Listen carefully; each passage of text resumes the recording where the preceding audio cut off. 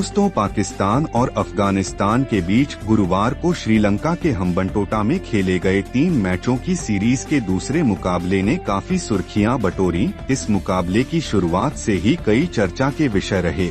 रहमनुल्लाह गुरबाज की पारी, फिर बाबर आजम की 100वीं वनडे इनिंग, इमाम उल हक की पारी, शादाब खान की मैच विनिंग पारी और अंत में नसीम शाह की छोटी लेकिन असरदार पारी। इन सब के बीच दूसरी पारी के 50वें ओवर में जो मांकडिंग अफगानिस्तान के फजलहक फारूकी ने की, उसने फिर से सबसे ज्यादा सुर्खियां बटोरी हैं।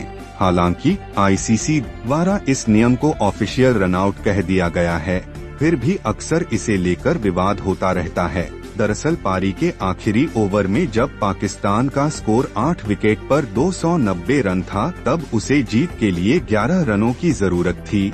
स्ट्राइक पर थे नसीम शाह और नॉन स्ट्राइकिंग एंड पर खड़े थे सेठ बल्लेबाज 35 गेंदों पर 48 रनों की पारी खेलने वाले शादाब खान। 50वें ओवर की पहली ही गेंद पर फजलहक फारूकी ने शादाब को नॉन स्ट्राइकिंग एंड पर मांकडिंग करते हुए रनआउट कर दिया। यहाँ से मुकाबला फंस गया। हालांकि नसीम शाह ने एक बार फिर पिछले एशिया कप के अपने प्रदर्शन को दोहराया। नसीम ने इस ओवर में फारूकी के ऊपर 2 चौके लगाए और पाकिस्तान को 1 विकेट से जीत दिला दी। पर इस मैच के बाद भी सोशल मीडिया पर अफगान पेसर को काफी ट्रोल किया गया। इस विकेट के बाद सबसे पहला सवाल उठाया पाकिस्तान के एक खेल पत्रकार ने। उन्होंने ट्विटर पोस्ट में लिखा कि मांकड़, रनआउट और बेईमानी में अंतर समझना होगा। इस नियम के तहत गेंदबाज को अपना एक्शन पूरा करना होता है और फिर गिल्लियां उड़ानी होती हैं।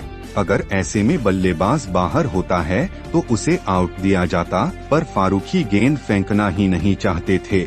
वह इस चीप पोछे तरीके से ही विकेट लेना चाहते थे। उन्होंने अपना एक्शन नहीं पूरा किया और आधे एक्शन में ही बेल्स उड़ा दी। हालांकि इस पर पाकिस्तान का यह पत्रकार खुद भी ट्रोल हो गया। लोगों ने समझाया उन्हें कमेंट करते हुए कि अक्सर आधे एक्शन में ही ऐसा हुआ है। कई पुराने वीडियो भी डाले गए। कई लोगों ने इस ट्वीट को गलत बता डाला।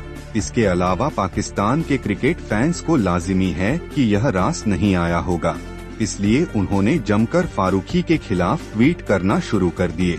कई लोगों ने नसीम शाह की तारीफ करते हुए एशिया कप 2022 का भी वो वाकया याद किया जब आसिफ से विवाद के बाद नसीम शाह ने फारूकी पर ही छक्के लगाकर पाकिस्तान को जीत दिलाई थी। अगर आईसीसी के नियम की बात करें तो इसमें ऐसी कोई गड़बड़ी नहीं है। फिर थर्ड अंपायर ने भी इसको आउट दिया। इसमें फारूकी की कोई गलती नहीं थी, इसलिए उन्होंने जहां तक नियमों की बात है कोई उल्लंघन नहीं किया। रही बात खेल भावना की, उसको लेकर तो यह डिबेट फिलहाल कभी नहीं थम पाया है।